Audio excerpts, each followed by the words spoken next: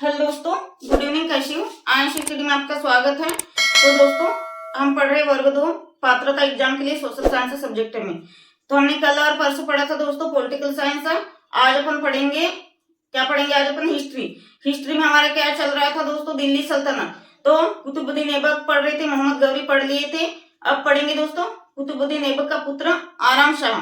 कुतुबुद्दीन ऐबक का पुत्र कौन रहता है? आराम शाह। और आराम शाह के बाद फिर गद्दी पर कौन बैठता है? कुतुबुद्दीन का जो मतलब ऐबक, कुतुबुद्दीन ऐबक का दामाद और गुलाम रहता है कौन? इल्तुतमिश। हमने बताया थे दोस्तों पिछले वीडियो में, कुतुबुद्दीन ऐबक की एक पुत्री रहती है, तो कुतुबुद्दीन ऐबक अपनी पुत्री का विवाह इल्तुतमिश से करा देता है। तो इल्तुतमिश कुतुबुद्दीन ऐबक का क्या कहलाता है? गुलाम और दामाद कहलाता है। देखिए, आराम शाह 1210 में गद्दी पर बैठता है, लेकिन आराम शाह कैसा प्रवृत्ति का रहता है? आलसी प्रवृत्ति का रहता है, भोग विलासी प्रवृत्ति का रहता है। वो अपने कार्य अच्छे से नहीं कर पाता। तो क्या करते हैं?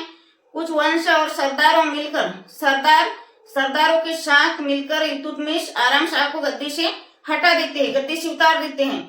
उसके बाद में क्या करता है? तुर्क वंश के जो कुछ सरदार रहते, तुर्क वंश के सरदार और इल्तुतमिश दोनों मिलकर क्या करते हैं दोस्तों? दोनों मिलकर, आराम शाह भोग विलासी रहता है, आलसी रहता है, कार्य नहीं करता ठीक से, इसी कारण क्या करते हैं दोस्तों? इल्तुतमिश वगैरह मिलके आराम शाह को 1210 में गद्दी से उतार देता है, हटा देता है। और उसके बदले इल्तुतमिश दिल्ली की गद्दी पर बैठता है। दिल्ली की गद्दी पर कब बैठता है? 1200 कब बैठता है दोस्तों? 1210 में, ठीक है। और दिल्ली की गद्दी पर बैठने के बाद में इल्तुतमिश अच्छे से कार्य करता है, ठीक है। खलीफा वंश, खलीफा का अंत करता है और अपन एक अच्छा सुल्तान बनता है, एक शक्तिशाली सुल्तान बनता है, ठीक है। और क्या करता है दोस्तों? एकता प्रथा चलाता है। ये एकता प्रथा क्या होती है दोस्तों? एकता प्रथा समझेंगे। एकता प्रथा ये होती है, इल्तुतमिश क्या करता था? अपने मजदूरों को, अपने सैनिकों को काम के बदले पैसा न देकर जमीन के कुछ टुकड़े, कुछ हिस्से दान में देता था। किसको? सैनिकों को। किसके बदले दोस्तों? कार्य कराता था। देखिए, हम किसी को अपना कार्य कराएंगे तो हम उसको पैसे ना देते हुए अपने हिस्से का कुछ थोड़ा बहुत जमीन का टुकड़ा देंगे। किसको? मजदूरों को, सैनिकों को। उसे एकता प्रथा कहते हैं। आ गया इतना समझ में? और इल्तुतमिश ने क्या किया दोस्तों? न्याय के लिए, इल्तुतमिश ने न्याय के लिए क्या किया? इल्तुतमिश ने न्याय के लिए किया, क्या किया दोस्तों? न्याय की जंजीर के लिए अपने महल के सामने हाथी, 2 हाथी बनवाया। काय के हाथी बनवाया दोस्तों? 2 संगमरमर के हाथी बनवाया। उसके गले में सोने की घंटी बनवाया। क्या बनाया दोस्तों? उसके गले में सोने की घंटी, जिससे कि जनता लोग, सैनिक लोग जो भी न्याय मांगने जाते थे तो पहले क्या करते थे? हाथी के गले की घंटी पहले बजाते थे। तो इल्तुतमिश को पता चल जाता था कि मेरे दरबार में, मेरे महल में कोई न्याय मांगने आया है। आ गया दोस्तों इतना समझ में? देखिए, हम और एक बार रिपीट कर देते हैं। कुतुबुद्दीन ऐबक की मृत्यु के बाद आराम शाह 1210 में गद्दी पर बैठा। आराम शाह आलसी प्रवृत्ति का था, भोग विलासी था, वो अपने कार्य ठीक से नहीं करता था। इस कारण तुर्क वंश के सरदार और इल्तुतमिश ने मिलकर क्या किया? आराम शाह को 1210 में गद्दी से हटा दिया। आराम शाह के बदले में इल्तुतमिश गद्दी पर बैठा। इल्तुतमिश गद्दी पर बैठा और आराम शाह, इल्तुतमिश कुतुबुद्दीन ऐबक का गुलाम और दामाद था। उन्होंने अच्छा कार्य किया। इल्तुतमिश ने खलीफा वंश का अंत किया और अपन एक अच्छा शासक, एक अच्छा सुल्तान बना। और न्याय के जंजीर के लिए, न्याय मांगने के लिए, लोग जनता से न्याय मांगने के लिए क्या किया? जनता को न्याय मांगने के लिए अपने ही महल में संगमरमर के पत्थरों के 2 हाथी बनवाया। आजू बाजू में, ये महल हो गया और दरवाजे के सामने आजू बाजू में 2 हाथी बना और उनके गले में सोने की घंटी बांध दिया। सोने की घंटी बांध दिया और क्या किया? किस लिए सोने की घंटी बांधा? ताकि मेरे महल में कोई न्याय मांगने आए तो सबसे पहले क्या बजाएंगे दोस्तों? गले की घंटी बजाएंगे, जिससे कि मुझे पता चल जाएगा कि मेरे महल में कोई सैनिक, कोई व्यक्ति, कोई जनता न्याय के लिए आई है, जिसे न्याय की जंजीर कहा जाता है, ठीक है। और इसकी प्रशासनिक व्यवस्था क्या थी? जैसे कि एकता प्रथा। एकता प्रथा क्या होती है दोस्तों? इल्तुतमिश क्या करता था? अपने सैनिकों को, अपने मजदूरों को कार्य कराता था, मजदूरों से कार्य कराता था और कार्य के बदले उन्हें क्या न देकर, कार्य के बदले उन्हें पैसा न देकर, धन न देकर, क्या करता था? वेतन न देकर उन्हें जमीन के कुछ हिस्से के टुकड़े बांट दिया जाता था, ठीक है। तो आइए दोस्तों, अपन थोड़ा लिख लेते हैं इसके बारे में, ठीक है। अपन पढ़ेंगे दोस्तों आराम शाह, क्रम से चलेंगे, एक के बाद एक पढ़ेंगे, जिससे कि हमारा टॉपिक अच्छे से समाप्त हो जाएगा। ठीक है, आराम आराम शाह, आराम शाह, आराम शाह इल्तुतमिश का पुत्र रहता है। ठीक है, इसका टाइम पीरियड क्या रहता है? 1210। 1210 में ऐबक की मृत्यु हो जाती है दोस्तों। ठीक है, तो सबसे पहले तो लिखेंगे आराम शाह, आराम शाह, आराम शाह ऐबक का, ऐबक, आराम शाह ऐबक का, ऐबक का पुत्र रहता है। आराम शाह ऐबक का पुत्र रहता है और ऐबक का पुत्र रहता है और वह दिल्ली के, और वह दिल्ली, और वह दिल्ली के गद्दी पर बैठता है, दिल्ली के गद्दी पर बैठता है। ठीक है, दिल्ली के गद्दी पर बैठता है, बैठता है। थोड़ा पेन चेंज कर लेते हैं दोस्तों, फीकी चल रही है।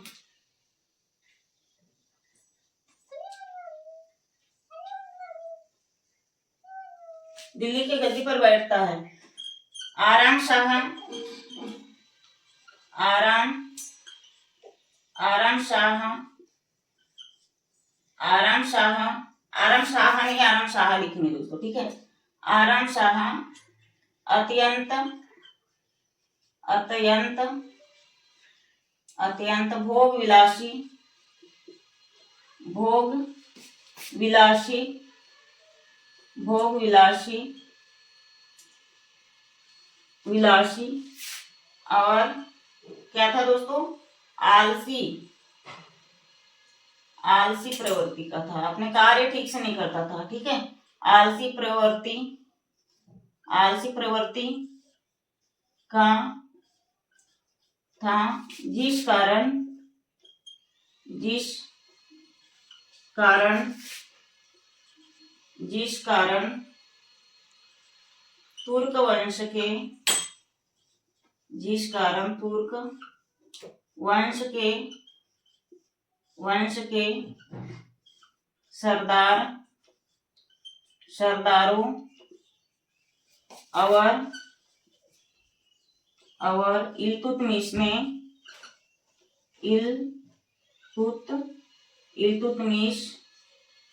इल्तुतमिश है दोस्तों। ठीक है, इल्तुतमिश ने, इल्तुतमिश ने मिलकर, मिलकर उन्हें, उन्हें गद्दी से, उन्हें गद्दी से हटा दिया। ठीक है, उतार दिया लिखेंगे, गद्दी से उतार दिया,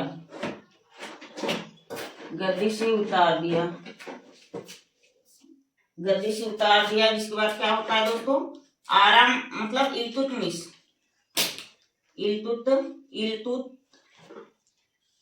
इल्तुतमिश ऐबक का, इल्तुतमिश ऐबक का गुलाम, ऐबक का गुलाम और ऐबक का गुलाम और दामाद रहता है। कौन रहता है? इल्तुतमिश, दामाद रहता है, रहता है। 1210 में ही, 1210 में ही इल्तुतमिश, 1210 में ही इल्तुतमिश गद्दी पर बैठता है। ठीक है, गद्दी किसके बदले दोस्तों? आराम शाह के बदले गद्दी, गद्दी पर बैठता है। ठीक है, गद्दी, गद्दी पर बैठता है। ठीक है, गद्दी पर बैठता, गद्दी पर बैठता है। इतना स्क्रीनशॉट ले लीजिए दोस्तों। एक बार चेक करते दिख रहा है या नहीं स्पष्ट। देखिए दोस्तों, एक बार और समझा देते हैं। ये एक टॉपिक को अपन 2 से 3 बार समझा रहे हैं दोस्तों, ताकि आपको याद करने की जरूरत ना पड़े। आपको थ्योरी समझने के बाद सारे क्वेश्चन आंसर ऐसे ही बन जाएंगे आपसे। ठीक है, इसलिए हम एक टॉपिक को बहुत क्लियरली और अच्छे से समझा रहे हैं। और एक बार अपन थोड़ा रिवाइज मार देते हैं, ठीक है। देखिए, आराम शाह कुतुबुद्दीन ऐबक की मृत्यु के बाद आराम शाह गद्दी पर बैठता है, कब 1210 में, ठीक है। आराम शाह कौन रहता है दोस्तों, तो आराम शाह ऐबक का पुत्र रहता है। तो फिर उसके बाद उसको हटा देते हैं। आराम शाह अत्यंत क्या रहता है दोस्तों, अत्यंत भोग विलासी और आलसी प्रवृत्ति का होने के कारण क्या करते हैं, तुर्क वंश के सरदार लोग और इल्तुतमिश मिलकर उन्हें गद्दी से उतार देते। किन्हें, आराम शाह को गद्दी से उतार देते, ठीक है। फिर इल्तुतमिश ऐबक का गुलाम और दामाद रहता है। 1210 में इल्तुतमिश गद्दी पर बैठता है। इतना स्क्रीनशॉट कर लीजिए दोस्तों जल्दी, ठीक है। फिर क्या होता है दोस्तों, कुतुबुद्दीन ऐबक अपने मृत्यु के पहले इल्तुतमिश को, अपने दामाद और गुलाम इल्तुतमिश को सरे जहांदार की उपाधि, पद धारण मतलब उपाधि दान में दे देता है, ठीक है। लिखेंगे। चैनल को लाइक करेगा दोस्तों, सब्सक्राइब करेगा, शेयर करेगा। देखिए, सर ये जहादार, दूसरे पेन से लिखेंगे दोस्तों, दिखेगा नहीं। सर ये जहादार सर ये जहादार आमिर ये शिकार, सर ये जहादार आमिर ये शिकार कौन देता है दोस्तों, कुतुबुद्दीन ऐबक उपाधि देता है। रुकिए एक सेकेंड।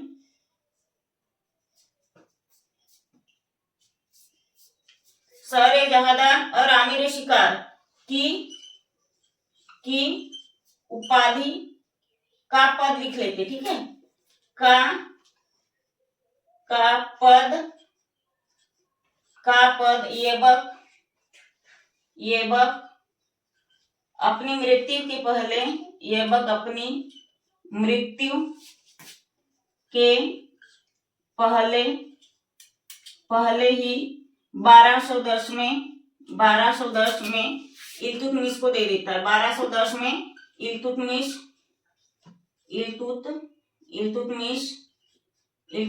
को दे देता है। क्या देता है दोस्तों, ये 2 पद दे देता है, ठीक है। कौन से 2 पद, सर ए जहादार और आमिर ए शिकार की उपाधि का पद दे देता है। किसको, इल्तुतमिश को, ठीक है।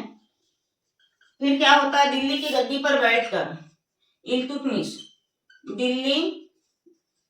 दिल्ली के गद्दी पर बैठकर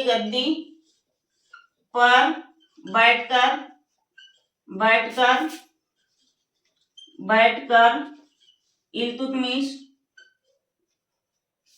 दिल्ली की गद्दी पर बैठकर इल्तुतमिश खलीफा वंश का अंत करता है। खलीफा वंश का अंत कर देता है। खलीफा वंश का अंत कर देता है। कौन, इल्तुतमिश। किस वंश का, तो खलीफा वंश का, ठीक है।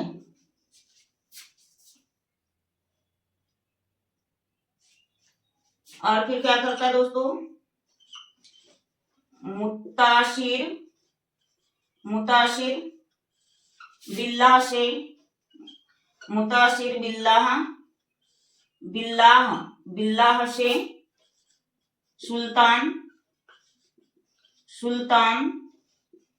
सुल्तान की उपाधि, मुताशिर बिल्लाह से सुल्तान की उपाधि धारण कर लेता है। कौन, इल्तुतमिश धारण कर लेता है। आपको याद नहीं रहेगा दोस्तों, कोष्टक ऐसा ब्रैकेट करके इल्तुतमिश लिख देते, ठीक है, ताकि आप कंफ्यूज ना हो। इल्तुतमिश है या आराम शाह है। आराम शाह तो पहले ही हट जाता है गद्दी से, इल्तुतमिश लिख देते, ठीक है, इल्तुतमिश। फिर क्या होता है दोस्तों, इल्तुतमिश, देखिए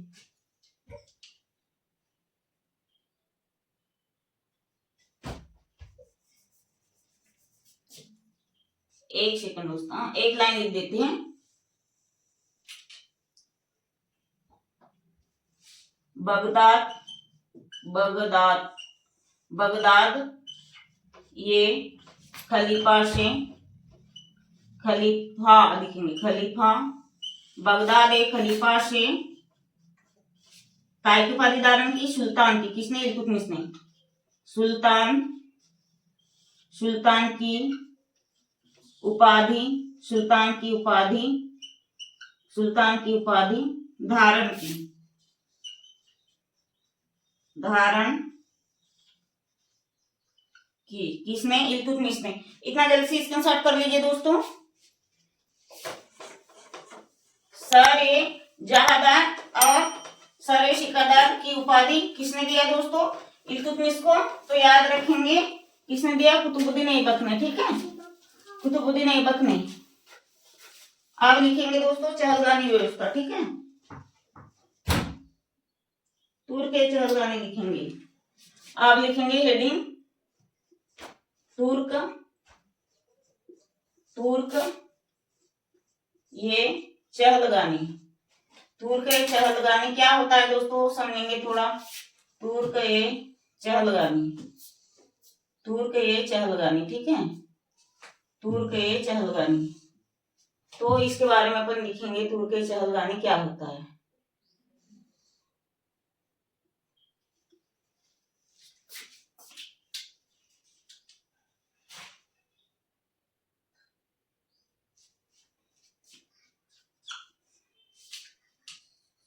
इन्होंने, किन्ने, इल्तुतमिश लिख देते, ठीक है,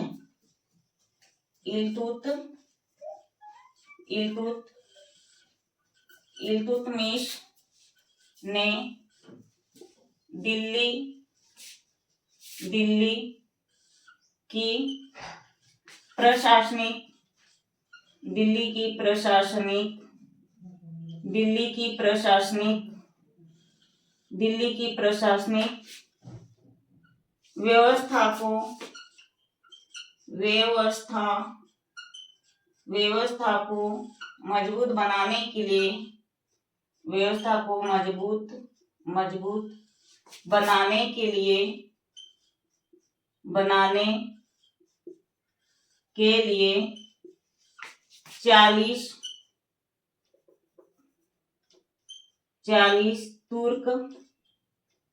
तुर्क ये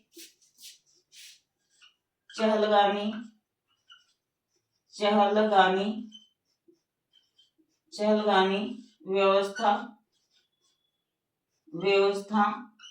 व्यवस्था चलाई, ठीक है, व्यवस्था चलाई। किसने चलाई दोस्तों व्यवस्था, तो इल्तुतमिश ने, चलाया लिख देते, ठीक है। अब दूसरी लाइन में लिखेंगे दोस्तों,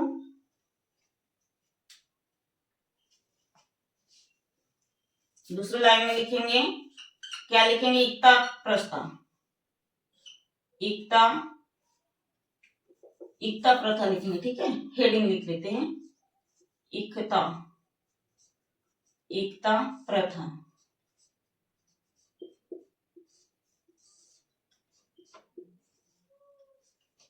थोड़ा इसमें 40 तुर्क सरदार लिखेंगे, ठीक है, 40 तुर्क, यहाँ पे सरदार लिख देते दोस्तों, इसके बाद में सरदार आएगा, ठीक है, 40 तुर्क सरदार व्यवस्था चलाई, ठीक है, 40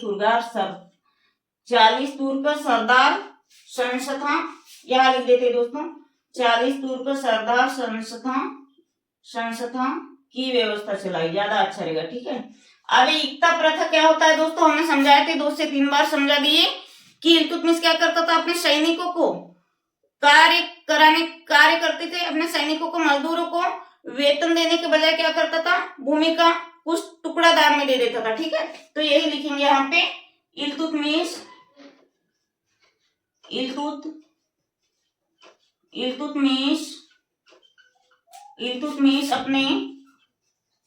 अपने सैनिकों को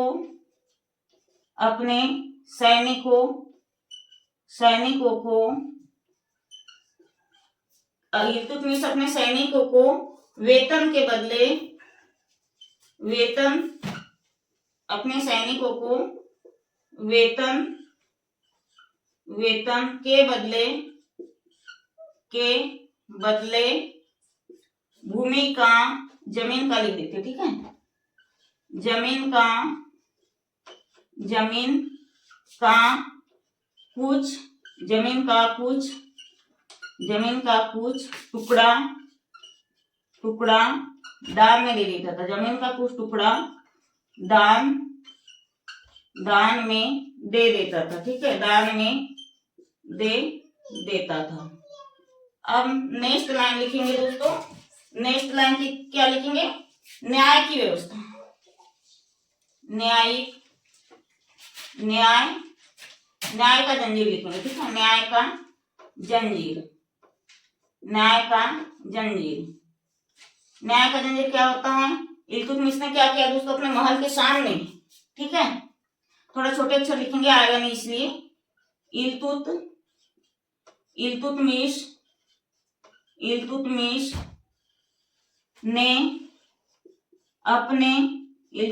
ने अपने महल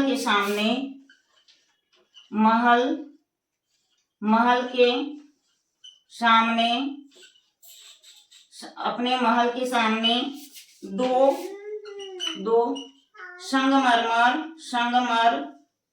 संगमरमर के हाथी बनवाए और उन हाथियों के गले में, और उनके गले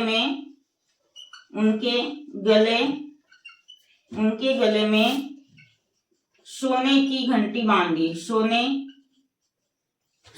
की घंटी लगवा दिए, जिससे कि जनता उस घंटी को बजाकर न्याय मांगने जाए, ठीक है, जिससे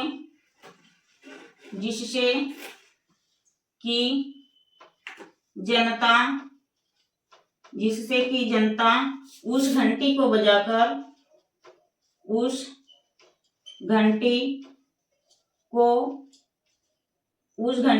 एक सेकंड दूसरे लाइन नीचे ही लिख देंगे, ठीक है, आपको समझ में नहीं आएगा, दिखेगा भी नहीं, अभी पहले इतना ही समझ लेते, ठीक है, सोने उनके बनवाए लिख देते, ठीक है, संगमरमर के 2 हाथी बनवाए, क्योंकि आधा आपको 2 भागों में समझ में नहीं आएगा, इतना स्क्रीनशॉट कर लीजिए दोस्तों जल्दी से,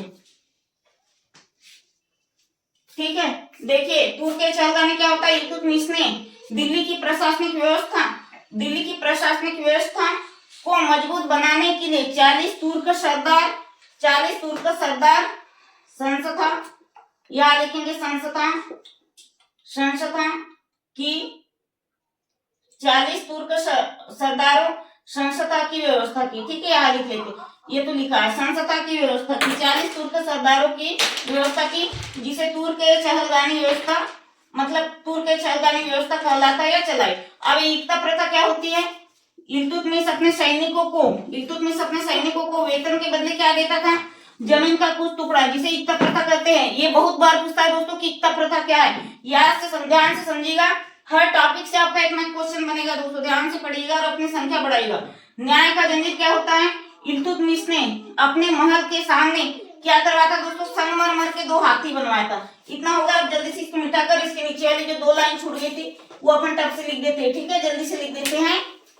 एकता प्रथा क्या होता है, याद रखिएगा दोस्तों, ये क्वेश्चन बहुत बार आता है, एकता व्यवस्था क्या होता है, एकता प्रथा क्या है, इल्तुतमिश ने अपने मजदूरों को, अपने सैनिकों को वेतन के बदले क्या किया था दोस्तों, जमीन का कुछ टुकड़ा दान में दिया था। देखिए तो उन घोड़े के गलों में, मतलब हाथी के गले में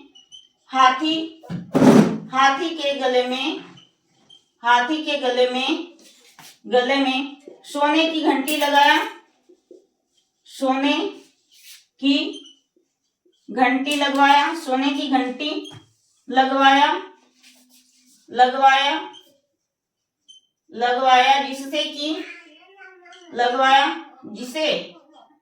जिससे कि जनता न्याय मांगने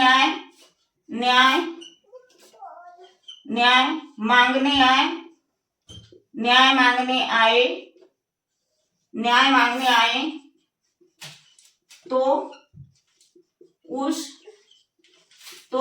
घंटी को बजा, तो उस घंटी को बजाकर न्याय मांगे। ठीक है, घंटी को बजाकर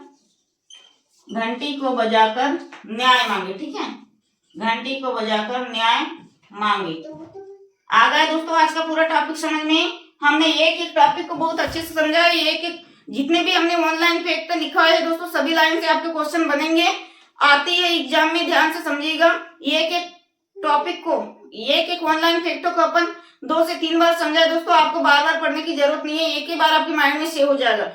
बस हमारे चैनल को थोड़ा आगे बढ़ा दीजिए दोस्तों। हमारा छोटा सा चैनल है अभी, थोड़ा लाइक वाइक शेयर और मार दिया करिए, ज्यादा नहीं तो 1 या 2 भाई बहनों में पहुंचा दिया करिए दोस्तों। आप लोगों की संख्या बहुत कम है, बहुत मेहनत लगती है दोस्तों थ्योरिकल में ऐसा बोर्ड में समझाने के लिए। ठीक है, और चैनल को लाइक करिए, सब्सक्राइब करिए, शेयर करिए और थोड़ा कमेंट भी कर दिया करिए कि हमारी क्लास आपको कैसी लगती है। तो दोस्तों आज के लिए इतना ही। जय हिंद, धन्यवाद।